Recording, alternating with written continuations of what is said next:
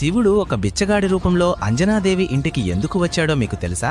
ఒకరోజు అంజనాదేవి సంతానం కోసం శివుడికి పూజలు చేస్తున్నప్పుడు బయటనుంచి ఒక భిక్షగాడు, తల్లి, నాకు ఆకలిగా ఉంది, తినడానికి ఏమైనా ఉందా అని అడుగుతాడు.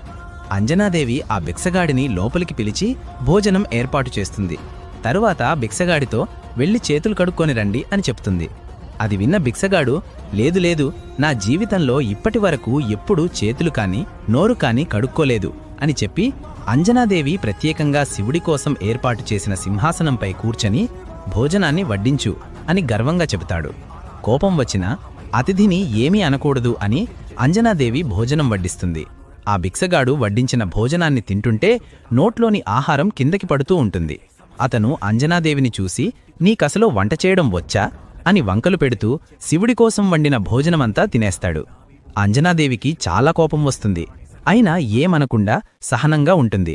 భిక్షగాడు భోజనం ముగించి అంజనాదేవితో, నీ భోజనం నేను తిన్నా కాబట్టి కొంచెమైనా పుణ్యం వస్తుందిలే, ఈ భోజనాన్ని ఆ శివుడు తినుంటే పుణ్యం కాదు, శపించేవాడు అని ఎగతాళి చేస్తాడు.